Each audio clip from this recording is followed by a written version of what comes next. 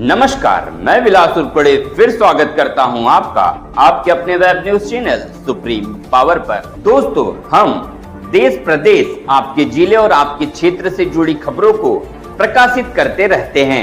तो आप हमारी खबरों को देखने के साथ साथ हमारे चैनल से सीधे जुड़ सकते हैं, सिर्फ और सिर्फ इस लाल बटन को दबाकर और हमारे चैनल को सब्सक्राइब कर।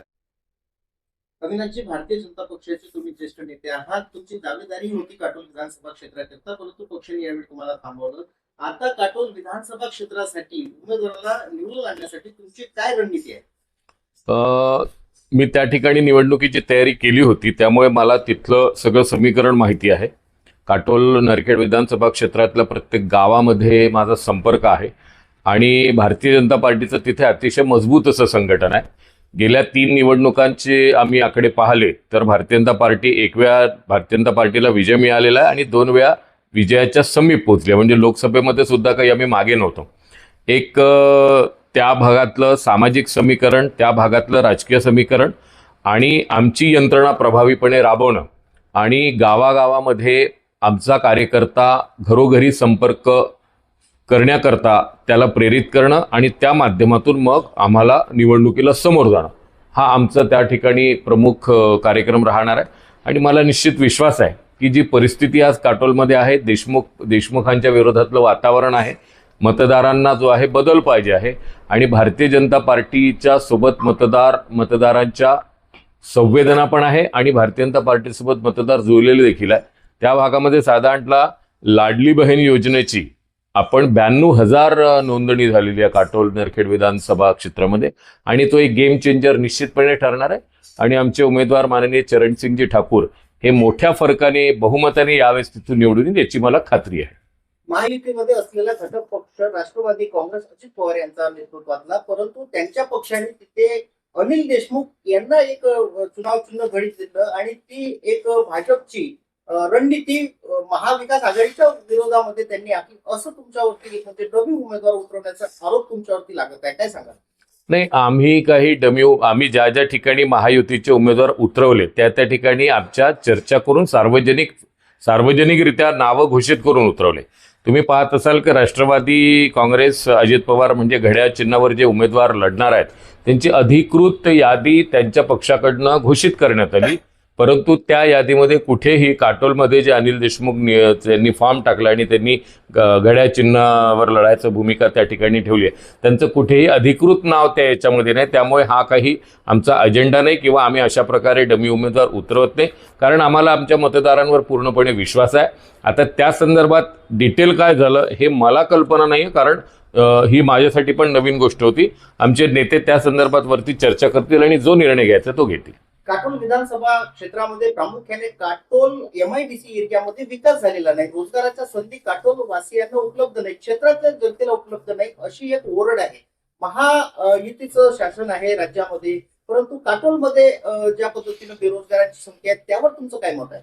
असं आहे की फक्त काटोलच नाही तर तुम्ही बघाल की ज्या ज्या ठिकाणी महायुतीच्या विरोधातले आमदार होते त्या ठिकाणी हा प्रॉब्लेम आहे. कारण त्यांनी प्रत्येक ठिकाणी काय केलं की सरकारी योजना आपल्या मतदारसंघात येऊ नये आणि सरकारला त्याचा फायदा येऊ नये. म्हणजे विशेषतः ज्यावेळेला महायुतीचं सरकार होतं तर सरकारी योजना काटोलमध्ये गेल्या असतात, त्याचा फायदा सरकारला झाला असता, भारतीय जनता पार्टीला झाला असता, महायुतीला झाला असता, म्हणून त्यांनी त्या योजना खाली जाऊच दिल्या नाही आणि त्याच्यामुळे तिथे बेरोजगारीचं प्रमाण आहे. कारण इंडस्ट्री त्या ठिकाणी येऊ शकली नाही. म्हणजे एखाद्या आमदारांनी त्याच्या क्षेत्रामध्ये 132 kVAचं MSCBचं स्टेशन हवं याकरता 25 वर्ष प्रयत्न न करणं, 3 वेळा सत्तेत आणि 2 वेळा विरोधात असताना सुद्धा ही एक शोकांतिक आणि त्यांनी हे जाणून बुजून केलेलं सरकारला बदनाम करण्यासाठी. आणि लोकांना याची कल्पना आहे, आम्ही त्या पद्धतीचे मुद्दे आमच्या निवडणूक पूर्व भाषणामध्ये मांडलेले आहे, लोकांना त्याची कल्पना आहे.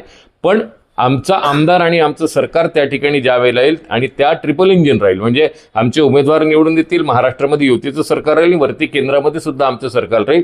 त्याला या ट्रिपल इंजिनच्या सरकारमध्ये जो काही तिथला विकास रखडलेला आहे, तिथे जे काही उद्योग क्षेत्रामध्ये मागासलेपण आहे किंवा माघारलेला आहे त्या सगळ्या गोष्टीवर विस्तृत असं आम्ही एक रोडमॅप तयार करेल आमची पार्टी, आमचे उमेदवार, आणि त्या पद्धतीने आम्ही 5 वर्षात इम्प्लिमेंटेशन करून तिथल्या बेरोजगारांना रोजगार देण्याचा निश्चित आमचा रोडमॅप तयार आहे. राज्यामध्ये महायुतीच्या शासनाने लेक लाडकी आणि लाडकी बहीण योजना यासारख्या योजना राबविल्या, त्यावर विरोधक आक्रमक झाले होते. प्रामुख्याने काँग्रेस पक्षाने ती योजना जी आहे चुनावपुरती सांगितली होती. आता काँग्रेसने महाराष्ट्र राज्यामध्ये घोषणापत्रामध्ये गॅरंटी कार्ड आणलेलं आहे. यावर तुमचं मत काय आहे?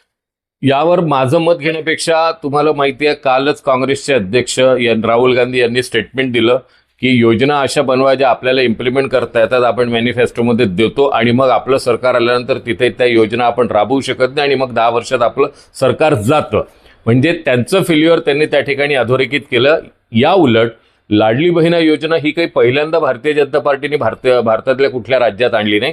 ते सर्व राज्यामध्ये ज्या ज्या ठिकाणी भारतीय जनता पार्टीचं सरकार आहे त्या ठिकाणी साधारणतः 2014 आणि 2019 या कालखंडादरम्यान आणल्या आणि त्या व्यवस्थित चालवून दाखवल्या आणि त्या अजूनही रन करतात आहे. त्यामुळे तुमची आपली स्वतःची मानसिकता असली पाहिजे कुठलीही योजना आणून तिला राबवायची. भारतीय जनता पार्टी त्या मानसिकतेत आहे की शेवटच्या घटकाला गरीब कल्याण योजना पोहोचली पाहिजे आणि त्या माध्यमातून त्याला आर्थिक स्थैर्य प्राप्त झालं तर मग त्याला शिक्षण, आरोग्य या चिंता राहणार नाही आणि त्याच्या आयुष्यामध्ये समृद्धी येईल. त्यामुळे या सगळ्या योजना आम्ही राबवतोय. विरोधक ते राबवू शकत नाही.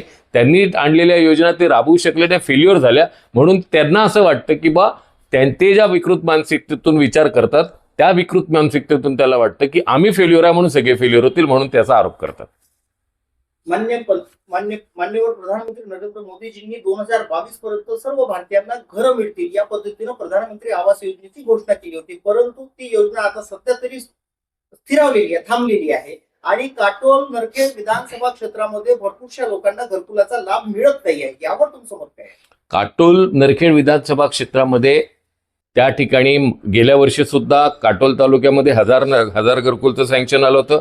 या वर्षी सुद्धा नरखेड तालुक्यामध्ये सुद्धा 1000 घरकुलचं सँक्शन आलं होतं. यावर्षी सुद्धा तीच परिस्थिती आहे. काही ठिकाणी ती जी योजना आहे त्या योजनेमध्ये जमिनीची मालकी ही ज्याला घर बनवायचं आहे, ज्याला त्या योजनेचा लाभ घ्यायचा आहे त्याच्याजवळ मालकी असली पाहिजे अशा प्रकारचा नियम आहे. तर ज्या ठिकाणी लाभार्थ्यांची यादी तयार आहे, लाभार्थ्यांना पैसे द्यायला सरकार देखील तयार आहे, परंतु नियमाच्या अनुसार त्याच्या स्वतःच्या मालकीची जागा नसल्यामुळे त्या ठिकाणी त्याला ते घर बांधता येत नाही. काही ठिकाणी वनजमिनी आहेत, काही ठिकाणी त्या आबादीच्या जागेमध्ये जागा नाही, काही ठिकाणी अतिक्रमण आहे. तर या सगळ्यावर सोल्युशन एक वन बाय वन आम्ही काढतो आहे. आणि आता प्रधानमंत्री आवास योजना बदलून मोदी आवास योजना आलेली आणि त्या मोदी आवास योजनेमध्ये या सगळ्या गोष्टी आम्ही कव्हर करतोय. एकंदरीत येणाऱ्या 20 नोव्हेंबरला होऊ घातलेल्या निवडणुकी म्हणजे मतदानाच्या दिवशी जनता जी आहे सुट्टीचा दिवस पिकनिकसाठी मनवते अशी एक चलन आलेलं आहे. यावर तुम्ही मतदारांना काय विनंती करू इच्छिता? माझी सर्व मतदारांना विनंती हीच आहे की हा लोकशाहीचा उत्सव आहे आणि आपल्याला आपली लोकशाही समृद्ध आणि सुदृढ करायची असेल तर आपण सर्वांनी आपल्या मतदानाचा अधिकार जो आहे तो गाजवला पाहिजे.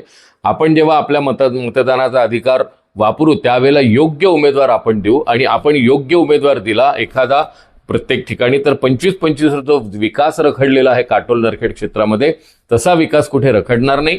एक चांगला ज्याला विकासाची जाण आहे, ज्याला व्हिजन आहे अशा उमेदवारांना आपण निवडून दिलं पाहिजे आणि लोकशाही समृद्ध करण्यामध्ये या देशाला 21व्या शतकाकडे नेण्यामध्ये आपला सहभाग नोंदवला पाहिजे. घरकुल योजनेकरिता मेट्रो सिटीजमध्ये ज्या पद्धतीनं सिडको किंवा माडा किंवा इतर एसआरएच्या स्कीम काम करत असते त्या पद्धतीनं ग्रामीण शहरी भागामध्ये या स्कीम राबवल्या जात नाही. यावर तुमचं विशेष मत काय आहे? येणाऱ्या काळामध्ये महायुतीचं सरकार असेल तर ग्रामीण शहरी भागामध्ये अशा स्कीम पाहायला मिळतील? असं आहे की ही माहितीच मुळात चुकीची आहे की ग्रामीण शहरी भागामध्ये अशा प्रकारच्या स्कीम राबवल्या येत नाही. काटोल नरखेडचंच उदाहरण आपण द्यायचं. तिथे एचडीबी नावाचं एक जाग लेआउट आहे. त्या ठिकाणी नगर परिषदेच्या वतीने त्यांना लोकांना प्लॉट देण्यात आलेले आहे आणि मग त्या ठिकाणी लोकांनी आपापले घरं बांधले. SRA सारखी योजना ही नगरपालिका स्तरावर सुद्धा सरकारतर्फे राबवण्यात येत आहे आणि ग्रामीण शहरी भाग साधारणतः आपल्याला नगरपालिका क्षेत्रामध्ये सापडतो, गावांमध्ये फार कमी सापडतो. त्यामुळे ग्रामीण शहरी भागामध्ये सुद्धा वेगवेगळ्या SRA पण आहे आणि त्या नगरपालिकांना अधिकार दिलेले आहे अशा योजना राबवायचे आणि ते राबवतात. तिथे रिक्वायरमेंट कमी असते. म्हणजे जसं नागपूर शहर म्हटलं तर रिक्वायरमेंट मोठी आहे, 30,000 आहे. मग महानगरपालिका असो NIT असो याच्याकडे कामाचा खूप व्याप आहे म्हणून त्याच्यावर स्पेशल लक्ष द्यायला एक स्पेशल अथॉरिटी शहरी भागामध्ये करण्यात आली. पण नगर परिषदांमध्ये लोकसंख्या आणि रिक्वायरमेंट कमी असल्यामुळे ते अधिकार त्या नगर परिषदेकडे जेवढे जे अधिकार आहे ते डायव्हर्ट केले आणि त्यांना ते अधिकार दिले. त्यामुळे एजन्सी तीच आहे. रिक्वायरमेंट कमी असल्यामुळे नियमही तेच आहे, एजन्सी फक्त बदलली आहे. रिक्वायरमेंट कमी असल्यामुळे त्या एजन्सीला ते काम देण्यात आलं. अविनाश ठाकरेंची पक्ष भाजपाने आपल्याला काटोल नरखेड विधानसभा क्षेत्रासाठी प्रभारी नियुक्त केलेला आहे. काटोल नरखेड विधानसभा क्षेत्रामध्ये पक्षाच्या उमेदवारांना जिंकवण्यासाठी तुमची नेमकी रणनीती काय असेल? त्या ठिकाणी मी काटोल विधानसभा क्षेत्रामध्ये मी ऑलरेडी काम केलेलं आहे. याच्या अगोदर विस्तारक म्हणून सुद्धा काम केलेलं आहे 2018-19ला. आणि आत्ताही मी साधारणतः प्रत्येक गावागावामध्ये गेलेलो आहे. तर तिथले सगळे समीकरणं मला माहिती आहेत, सामाजिक समीकरणं, राजकीय समीकरणं. प्रत्येक कार्यकर्त्याशी माझी वैयक्तिक ओळख आहे आणि त्यांच्या माध्यमातून निवडणूक संचालन जी आहे, निवडणूक ही एकट्या व्यक्तीचं काम नाही आहे. म्हणजे अविनाश ठाकरे एकटे लढू शकत नाही, चरणसिंगजी ठाकूर आमचे उमेदवार हे एकटे लढू शकत नाही. तो एक सामूहिक प्रयत्न आहे.